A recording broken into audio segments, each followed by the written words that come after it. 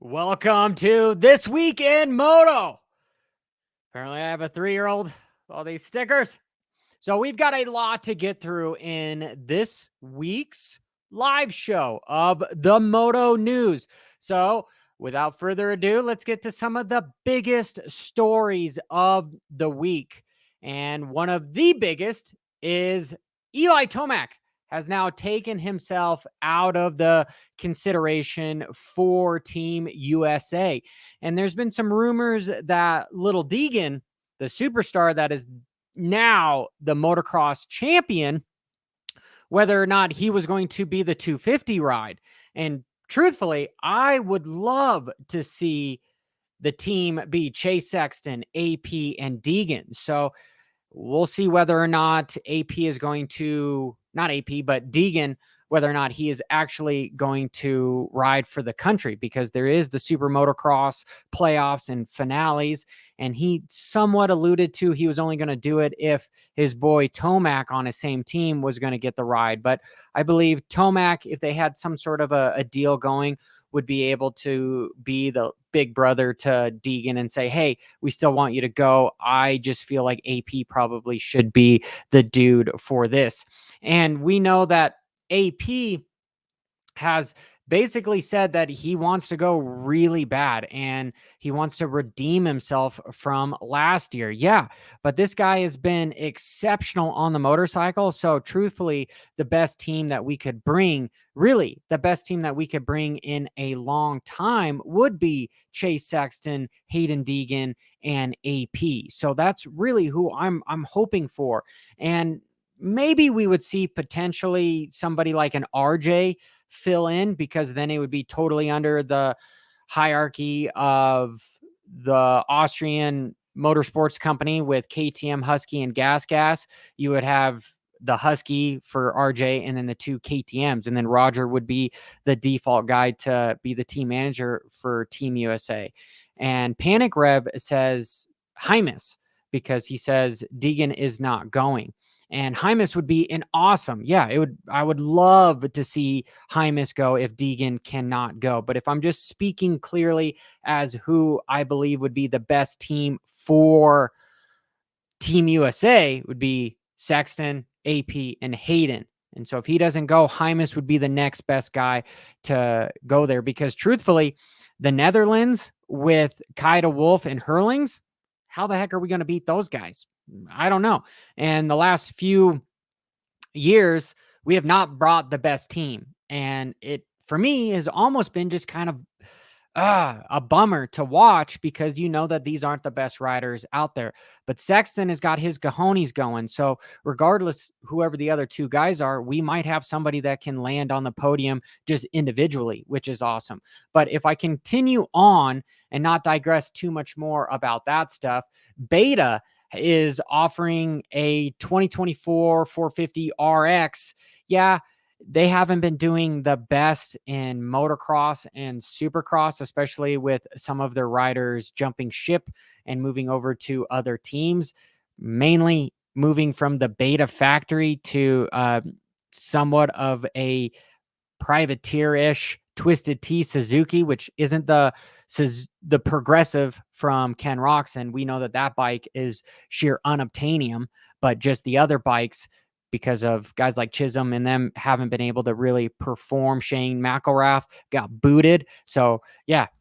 Anyway, that's interesting, but they are giving away a 2024 450 to support Team USA, which is awesome. That is super cool to see them do this.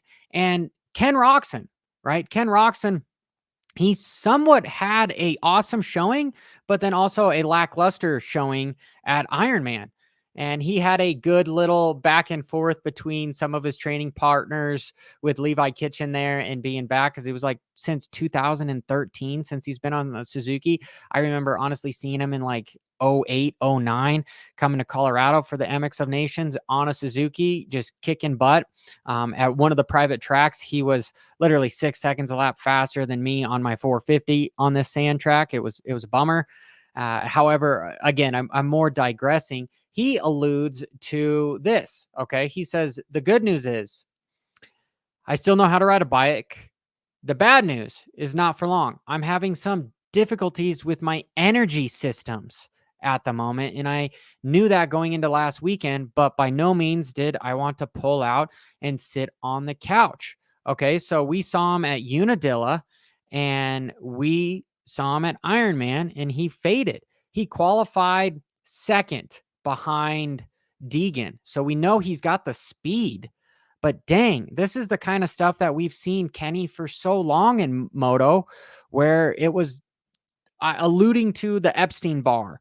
And I've talked about it before. It's something that has struggled with him. Is it back? Because if it's back, then there's no hope for him to finish out even Supercross with these having to do, what is it? 200 beats per minute for 25 minutes or so in Supercross, and then motocross is 35 minutes. Dude, I hope he gets it figured out. And it's something that he has struggled with since his return to racing, since the major arm injury incident that honestly should have taken him out. So for that, it's hard to point fingers at anything, but also here's a guy that can win races. And now if this is really what's going on, I'm almost for sure that Tomac with his CDR Yamaha is going to be the new World Supercross champion. And I want to know what you guys think in the comments below. But man, look at this sick whip by Ken Roczen. Dude, just nice. It's not the new school with Deegan where you've got the, gosh, I keep forgetting the turn down whip. It's just old man vet, but like better than any old man you could ever think of trying to do this. And yeah, if you saw my video yesterday, we were talking about this. I ended up talking with MX Sports. And truthfully, as far as the safety deal of removing this guy, yes, there were still guys like Juju jumping it, and same thing with Deegan jumping it, and AP a little bit when he was rolled down. But they had a meeting for the riders, and one of them was Nicoletti was just like, hey, I don't want to be forced to do something that could potentially hurt me on my last race. And a lot of the other factories agreed. They said that it's just dangerous because what happens if we blow wheels, blow spokes, and honestly land on each other? So I said it in my perspective from the fans, the guys off the side, that it was amazing and they should have left it. But then for the riders, keeping them safe, that is one of the things that the sport has somewhat had a difficulty with for a long time, is they've waited till somebody gets hurt before they listen to the riders. One of the reasons was, or I would say the example would be, what race was it when Ryan Villapoto ended up breaking his femur because Chad Reed and him and also Dungy, there was like a wall type landing coming into a corner at a Supercross race before 180. And everyone said that it was too dangerous to try to quad over it. Well, you had Ryan Villapoto leave himself from the motorcycle and he ended up breaking his femur. And then they decided to cut it down after that happened. So it's good to see that precautions have been made. But yeah, these guys are the best riders in the world. And yeah, we do want to see them exhibit their epic ability, even this kind of stuff as far as the quintuple, which I like the YouTube comments because you guys have been able to tell me what comes after a quad is it's a quintuple. So thank you so much for that. For moving on, there was a post that Colton Haaker, this guy has had an amazing story of how he's become a factory off-road rider. But one of the things as far as this whole paragraph that he wrote, and if I can get to the right thing, because it says last race, let's effing go, dad. And he's alluding to somewhat retiring, but I don't really think that's what it was. He finished 7th. And where is this here? Okay. He was 7th overall, but he felt like he was racing. And he said, it felt great, and getting congratulated by my peers and the industry leaders felt incredible. This year's TKO, the crowd was amazing all weekend. The vibes were meaningful. I put on a performance that I truly loved, and it was a race. A lot of the hard enduros don't feel much like a race as much as survival. And I'd love to see more races adopt this race format to the Get Zen format where fans can more be easily engaged and entertained. So he's somewhat calling out the series to say, hey, we need more races like this. And you've got Superman Billy Boat saying good points that will fall on deaf ears. Ouch. That is saying that really the riders don't have much of a say. And if anything that we've seen from 2024 and beyond is, yes, we're more desensitized and we're more sensitive. However, the sports cannot not listen to the elite athletes, because without them, there is no show. So it's cool to see Colton being able to speak up professionally, because I know there's been some scenarios where there are certain riders, I won't name, but I know that have had to delete posts because it doesn't look good for the factories. And that is a changing of the guard, per se, of what's been happening here, not only in America, but around the world. And here, I just want to highlight this. Levi says, or the real JD says, Levi is with Kawasaki and they don't go. But a lot of people are saying we should have Levi go over there. Yeah, Levi is on point. Really, it would be a deal back to the MX of Nations, Levi or Hymus, if it's not Deegan. But I want to see Deegan. I really want to see Deegan. Ouch. Ouch. And then AK says he got hit by an out of control bike at the VMX at Fox Hill, Great Britain. Sorry about that, dude. I hope you're okay, man. That's never good. That's never good. Continuing on. There was the MXGP of Switzerland, and look at this save. This is one of those scenarios where you just keep it WFO, and there's two things that can happen. You will either walk away from it like this, because this is a major tang slapper that he just had the sheer raw grit and strength to hold on to that dang bike. And this is honestly the guy that ended up going 1-1 after this, riding really well in the mud. This was a race that was very muddy, but then it also turned to be hard pack and slippery, with the ruts being rock hard because it ended up drying out. But look at that epic freaking save by Tim Gajser. Wow, that is something that I just wanted to point out here. And if we look at here, I'll add here, Lucas Kunin ended up cutting the track in the first moto right down here, and he ended up getting docked a few positions, and he ended up 7th. And ooh, wrong one. Dun, dun, dun. He ended up getting 7th overall. And for the 250s, Kaida Wolf was a 1-3, but look at this off camber here. I want to show that one more time. MXGP, don't demonetize me. Okay. Look at that off camber. Wow. For a motocross track, this sucker is incredible. Look at that. Look at that bowl, just slippery. What a sketchy track that these guys had to ride. And that's almost where I feel the United States almost has very little chance of winning the race. I would say that they have a high likelihood of getting on the podium, but as far as coming out on top, it's going to be very difficult. That's why we need to send the best team, Deegan, AP, and Sexton. Okay, because without that, we can only hope to get on the podium. If we can get on the podium, then that is a win for going over there to the UK. And to finish this off with the 450s, Tim Gajser ended up winning both motos, and Hurlings went 2-2 and Prada went 3-3 over there in Switzerland. But that track just looks so freaking gnarly. And that's one of those things as to why it's going to be so difficult for us Americans to beat all the MXGP guys. And Nicoletti, okay, I have to highlight this.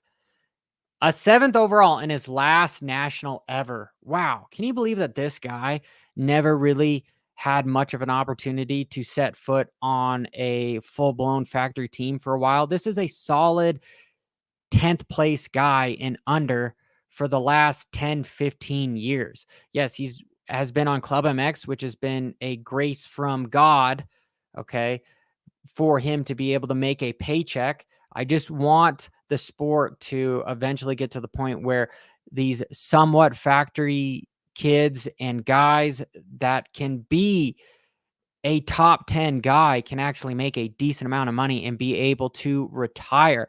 And he's been very open about how crazy gnarly the sport has become, where you basically have to be willing to die to do well. So hats off to Nicoletti, because he might say, hey, I'm scared, but there's a difference between being scared and what is the saying? Gosh, I got to think about it, and maybe I'll think about it before the end of the live show. Courage. Okay, that is it.